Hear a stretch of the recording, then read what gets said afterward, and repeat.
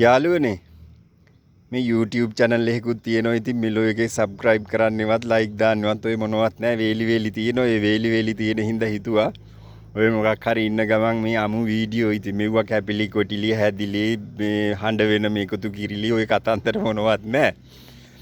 ඔය මොකක් හරි එකක් හිතට එන එකක් අපි කියනවා කියලා. ඉතින් මේකේ මොකෙක් හරි එකෙක් හරි අහන එකෙක් ඉන්නවනේ. මොකක් ඇහුවේ නැතත් මං හරි අහනවනේ අය මම රෙකෝඩ් කරපුවා පස්සේ නේද? මේ ඉතින් මං වැටිලා ඉන්න බිම යාළුවනේ.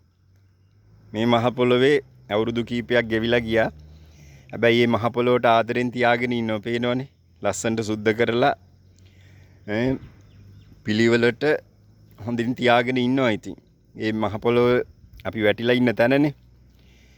ඒ වැටිලා ඉන්න තැන බං කොහේ වුණත් මේ අපි පොඩ්ඩක් ලස්සන කරලා පිරිසුදු කරගෙන තියාගන්න ඕනනේ. අපේ රට දිහා දැක්කහමත් මම මේ ළඟදී ඊයේ පෙරේදා නිකන් පොඩි නිවුස් බලනකොට අර එහෙම වුණත් අපේ මිනිස්සු ගෙවල් වල ජීවත් වෙන විදිහ බං කලකිරෙනවනේ. මේ මහ පොළොවේද මේ මිනිස්සු ජීවත් වෙන්නේ කියලා හිතෙනවා. ඉස්සරහා මිදුල ගත්තට පස්සේ ඒකේ කුණු කන්දල් දියසෙවල බැඳිලා ගස්කොළ මේ තනකොළ අරවා මේවා පිරීලා මොනවද බං ඒ ගෙවන ජීවත් වෙන මහ පොළොවට ආදරය කරේ නැත්නම් උඹලා ඔය මොන හීන දැක්කත් ස්වභාව ධර්මයේ උඹලට ආශිර්වාද කරනවද කියලා හිතපල්ලකෝ. ඉස්සර අපේ ගෙවල් වල මල් ගහක් නැත්තම් ඒ ගෙදර ඉන්නේ උන් කාලා කන්නේ කියලා හිතුවේ. අද ඒක උරුමයක් වෙලා තියෙන්නේ.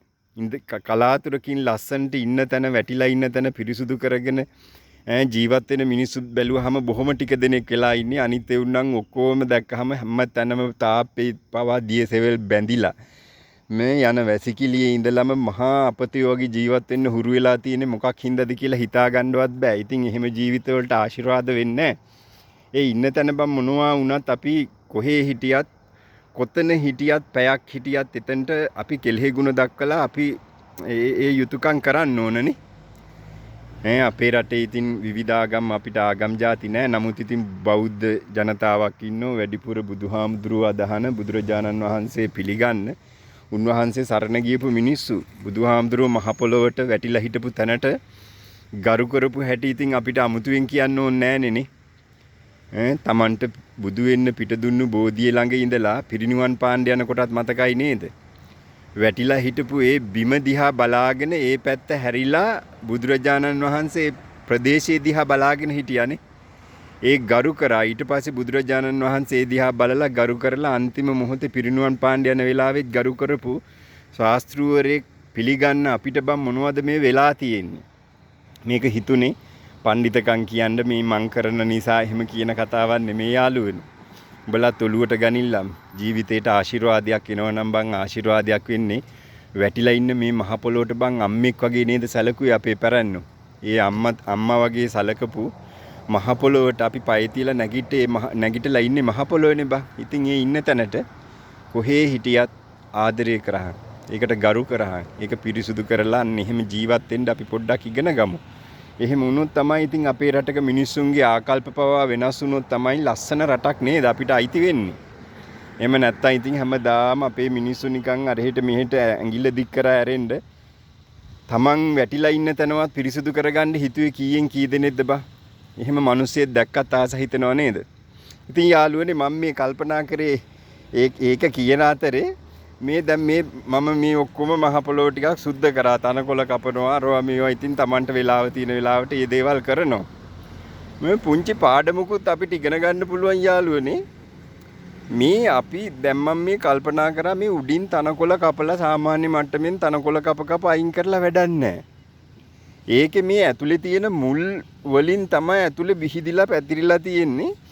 මේ ඊට පස්සේ දැන් මේ මුල් ටික ගලවන්න පටන් ගත්තා. තනකොළ වල වුණත් මුල් ටික ඉඳලා සුද්ධ කරේ නැත්නම් එහෙම සුද්ධ කරන්න බෑ. ඒ වෙලාවේ හැම වෙලාවෙම මතක් වෙනවා මේ අපේ තියෙන කුණු කන්දල් ටික අයින් කරන්න බුදුරජාණන් වහන්සේ කිව්ව කතාවක් තියෙනවනේ. ඒ කියන්නේ මුල සිඳුවේ නැත්නම් ওই ගහක් කැපුවත් ඒ ගහ ආයෙ ලියලනවනේ. මේ මුලින්ම අයින් කරේ නැත්නම් එහෙම ආය වැඩෙනවා. ඉන්නේ ඒක මේ කෙලෙස් වලටත් අදාළව අපේ තියෙන කුණු කන්දල් ටික හිතේ තියෙන බොය ඉරිසියා මදමාන කුහකකම් ඊ වගේම නිකන් තියෙන කුණු කන්දල් සේරම ටික අපි හැමදාම පුංචි පුංචි පැලස්තර ටිකක් නේ ගහන්නේ. මේ සසරේ ඇවිදින්නේ අපි ඔක්කොමලා ඔය පැලස්තරේ ගහන හින්දානේ. බුදුරජාණන් වහන්සේ කිව්වේ මුල අයින් කරන්න, මුල සිඳින්න. නේද? එතකොට මේ මුල සිඳි නැත්තම් එහෙම නැවත නැවත වැඩෙනවා. ඉතින් බලන්නකෝ ඒ කතාව හරියටම මේක සුද්ධ කරන ගමන් ඒක මං කල්පනා කරේ අපි කොච්චර පැලස්තර ගගා ඉතින් කොච්චර දේවල් කරත් වැඩක් නැහැ නේ. ඇතුලේ තියෙන චූටි දේ හරි කමන්න එතන මුලින්ම උදුරලා දාන තැනට අපි වැඩ කරන්න ඕනම දෙයක් නේ. ඉරිසියාව තියෙනවා නම් ඒකේ ඉරිසියාවේ මුලටම ගහන්න ඕනි. ඉතින් මුලම අයින් කරලා උගුලලා දාන්න ඕන. කුහකකම් වලත් ඒක එහෙමම තමයි නේ. ඒ විතරක් නෙමෙයි හැම දෙයක්ම එහෙම තමයි. ඉතින් ඒව අපිට මුලින්ම සිඳගන්න ඉතින් ක්‍රමයක් අර එහෙම ඔක්කොම තියෙනවා ඉතින් යාළුවනේ ඔන්න ඕක සුද්ධ කර ඉන්න ගමන් මට හිතුණු දෙයක්. ඉතින් ඔයාලත් ඉතින් දන්නවා. ඉතින් අපි සේරම දන්නවා. දැනගත්තට ප්‍රැක්ටිකලි එන්නේ නැති එකනේ වැඩේ අපිට නේද? පණ්ඩිතකම් ඉතින් මිනිසුන්ට උඹලා පණ්ඩිතකම් කියනවා අරවා මේවා බැන ඉමු. ඉතින් අපි ඔය මොකක් හරි දෙයක් කියන කාටත් ඉතින් අරකයි මේකයි කියලා නේද? ඉතින් යාළුවනේ මේ තමයි අපි වැටිලා ඉන්න තැන. පේනවනේ ලස්සනයි. ඉතින් මේ පැත්ත ප්‍රදේශය ගත්තට පස්සේ මේ කඳු වලින් අර මේ මෙවුවා වෙලා ওই ලස්සන ප්‍රදේශයක්. ඉතින් මහා ලොකු ලෙක්චර් එකක් දෙන්න නෙමෙයි මෙතනට ආවේ. නිකන් ඔය පුංචි අදහසක් ආවා ඕක කියන්නත් එක්ක මෙතනට ආවේ. පේනවනේ මේ අරබි මිනිසුන්ගේ ගෙවල් අර මේ වගේ මහා විශාල මන්දිර අර මේ වගේ වැටිලා ඉන්න බම් පේනවනේ. අපි ඔය මිනිස්සු ඉතින් නේද පංචකාම සම්පත් ඉඳින් පින් කරලා මහා මන්දිර වගේ මීට යහපැත්තේ තියෙන මහා විශාල මන්දිර. ඉතින් ඔය වගේ වැඩ කරන්නේ අපේ රටවල් වලින් අර හිමින් ආපු කට්ටිය තමයි බං කුණු දැලි වලන් ඔක්කොම හොදලා දරුමල්ලු බලාගෙන ඔය ඔක්කොම කරන්නේ සසර කරපු අකුසල් නේද? සසර කරන පව්. ඉතින් මේ මිනිස්සු මේ පංචකාම සම්පත් ලබන්න පින්නම් කරලා තියෙනවා සුපිරියට. සල්ලි හොයන්න ගොඩාක් මිනිස්සු මේ වගේ ඇවිල්ලා අපේ අම්මලා ගොඩක් මොහේ ගෙවල් වල වැටිලා ඉතින් වෙන රටවල් වල අයත් ඇවිල්ලා මේ වගේ ඉතින් මෙයාලගේ කරන්න පුළුවන් සේවයන් ඔක්කොම කරලා එයාලට දෙනවා අතට පයට වැඩකරු දාසීන් විදිහට ඒ කට්ටියට ඉතින් ණය ගෙවනවා කරගත්ත පව්. ඉතින් ඔය පව් කරන්නේ නැතුව ඉන්න ජීවත් වෙන්න තමයි අපි හිත හදා ගන්නත් ඕන. ඔය මොනවා හරි දෙයක් කියන මම දැක්ක මේ ළඟදි අපේ අර ස්වාමින් වහන්සේලා ඉන්නෝ බණ දහම් අරවා මේවා කියලා දෙන උන්වහන්සේලාට ඉතින් අනේ අම්මේ ඉන්න පඬිතුයෝ මේ ශාසනය විකෘති කරනවා විනාශ කරනවා. අරයාගේ බණ අහන්න එපා මෙයාගේ බණ අහන්න එපා.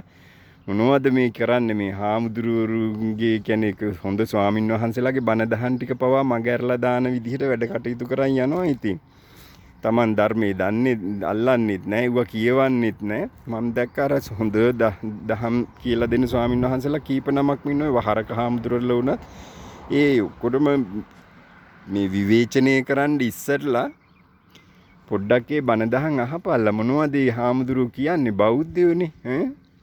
අඩුම ගානේ ආර්ය අෂ්ටාංගික මාර්ගයක්වත් ගැන දන්නෙත් නැහැ, මොනවත් නැහැ. ওই ලෝකෙ තිබ්බ ලෞකික සම්මාදිට්ඨිය කරවා මේවා ওই ලෞකික දේවල්ම කතා කර ඉඳලා බුදු කෙනෙක් කියලා දුන්නු ටිකවත් අපේ බෞද්ධ ඉගෙනගෙන නැහැනේ. විවේචන නම් කරනවා බැන හතර වටේටම. ඉතින් ඒ දේවල් පොඩ්ඩක් අතහැරලා චුට්ටක් මම මේ නිකන් මතකෙට එන හින්දා කියන්නේ. පොඩ්ඩක් මෙහෙම ජීවත් වෙනකොට අපේ ජීවිතේට පොඩි අර්ථයකුත් එපැයි. නේද? මැරිලා යන ජීවිතේ, හුස්ම ටික යන ජීවිතේ මේ ලෝකේ හම්බෙච්ච අසිරිමත්ම මිනිසයා බුදුහාඳුරනේ. ඒ බුදුහාඳුරත් මොනවද කිව්වේ? උන්වහන්සේ ජීවිතේට ඉගැන්වුවේ මොනවද කියන එකවත් පොඩ්ඩක් නිකන් ඔලුවට චූට්ටක් හරි වැටෙනවනම් ඔක්කොටම ඉස්සෙල්ලා ඔය අරයා මියා කිසි තොරතුරක් දන්නේ නැතුව විවේචනය කරන එක කර පෞසිද්ධ කරගන්න නැතුව කියන ඕනම පුජ්‍යලයේ හොඳ පැත්තක් තියෙනවා, හොඳ දෙයක් තියෙනවා. ඒ ටික ගනිලා ඔය හාමුදුරුවන්ට උනත් බැන දොස් කිය විවේචනය කරන්නේ නැතුව සමහර ස්වාමීන් වහන්සේලා හොඳ ධර්ම කරුණු කියලා දෙනවා ජීවිතේට. ඉතින් ඒක ධර්මයත් එක්ක ගලපන්න. ඉතින් ත්‍රිපිටකයේ අර එහෙම තියෙන්නේ. බනින්නේ පව්කම් කරගන්නේ යකුසල් කර නිකන් බොරුවට දඟලන්නේ නැතුව ජීවිතේට පොඩි අර්ථයක් දිහල්ලා. ඉතින් මේ නිකන් ඔය මං ඉන්න ගමන් ඔය මේ වීඩියෝ පොඩ්ඩක් කරේ මේ ඉන්න පැත්ත. ඒ වගේ මේ අගමුල් අරවා මේවා මොනවත් නැහැ. ඒවා ගලපන්න අනුසන්දි ගලපන්න අවශ්‍යතාවයකුත් නැහැ මට. ඉතින් මම මේ නිකන් වීඩියෝ එකක් කරේ හරිද? බලලා පොඩ්ඩක් ලයික් එකක් සබ්ස්ක්‍රයිබ් කරලා දාපල්ලා මෙව්වට. ඉතින් ඉඳලා හිටලා පුළුවන් නම්. එහෙම කියලා මේ රජ වෙන්න නෙමෙයි බං නිකන් ඔය දන්නේ නැද්ද මොනවා හරි ඔය හිතට එන දෙයක් අපි බෙදාගමු ජීවිතේ. හරි එහෙනම් තෙරුවන් සරණයි. ජය වේවා. සියලු යහපත වේවා. අපි ආය හම්බෙමු.